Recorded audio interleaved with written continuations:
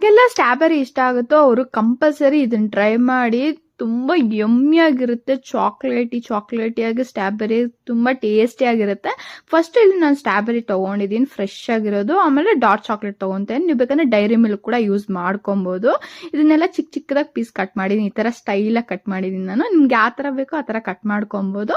ಹಂಗೆ ಸ್ವಲ್ಪ ಬಾಯಿಗೆ ಹಾಕೊಂಡು ಮತ್ತೆ ಡೈರಿ ಮಿಲ್ಕ್ ಇರುತ್ತಲ್ವಾ ಅದನ್ನ ಆದ್ರೂ ಇಲ್ಲ ಡಾರ್ಕ್ ಚಾಕ್ಲೇಟ್ ಚಿಕ್ಕದಾಗಿ ಕಟ್ ಮಾಡ್ಕೊಂಡು ಈಗ ಡಬಲ್ ಬಾಯ್ಲ್ ಪ್ರಾಸೆಸ್ ಅಲ್ಲಿ ಮೆಲ್ಟ್ ಮಾಡ್ಕೊಂತಾನೆ. ಕೆಳಗಡೆ ನೀರ್ ಇಕ್ಬಿಟ್ಟು ಫುಲ್ ಸ್ಲಿಮ್ ಮೋಡಲ್ಲಿ ಇಕ್ಬಿಟ್ಟು ಮತ್ತೆ ಚಾಕ್ಲೇಟ್ ಅಲ್ಲಿ ಸ್ವಲ್ಪ ಹಾಲು ಹಾಕ್ತಾ ಇದೀನಿ, ಸ್ವಲ್ಪ ಕ್ರೀಮಿಯಾಗಿ ಬರುತ್ತೆ ಅಂತ ಹೇಳ್ಬಿಟ್ಟು. ಯಾಕಂದ್ರೆ ಇದು ಡಾರ್ಕ್ ಚಾಕ್ಲೇಟ್ ಅಲ್ವಾ, ಸ್ವಲ್ಪ ಕಹಿ ಇರುತ್ತೆ. ಆದ್ರೆ ನಂಗೆ ಇಷ್ಟ ಡಾರ್ಕ್ ಚಾಕ್ಲೇಟ್ ಅಂದ್ರೆ, ಅದಕ್ಕೆ ನಾನು ಇದನ್ನ ಯೂಸ್ ಮಾಡ್ತಾ ಇದ್ದೀನಿ. ಇದನ್ನೆಲ್ಲ ಮೆಲ್ಟ್ ಮಾಡಿರೋದನ್ನ ಇಲ್ಲಿ ಸ್ಟ್ರಾಬೆರಿ ನಾವು ತಗೊಂಡಿರ್ತೀವಲ್ಲ ಕಟ್ ಮಾಡಿರೋದನ್ನ ಅದ್ರಲ್ಲಿ ಆಡ್ ಮಾಡ್ಕೊಬೇಕು ನೀಟಾಗಿ. ನಿಮ್ಗೆ ಬೇಕಾದ್ರೆ ಜಾಸ್ತಿ ಚಾಕ್ಲೇಟ್ ಆದ್ರೂ ಆಡ್ ಮಾಡ್ಬೋದು, ಇಲ್ಲಾಂದ್ರೆ ಕಮ್ಮಿ ಆದ್ರೂ ಆಡ್ ಮಾಡ್ಕೊಬಹುದು. ಇಲ್ಲಿ ನಾನು ಸ್ವಲ್ಪ ಮೀಡಿಯಮ್ ಆಗಿ ಆಡ್ ಮಾಡಿದ್ದೀನಿ. ತಿಂತಾ ಇದ್ರೆ ಅಂತೂ ಚಾಕ್ಲೇಟಿಯಾಗಿ ಹುಳಿಯಾಗಿ ಸ್ವೀಟಾಗಿ ಸಿಕ್ಕಾಪಡೆ ಚೆನ್ನಾಗಿರುತ್ತೆ. ಕಂಪಲ್ಸರಿ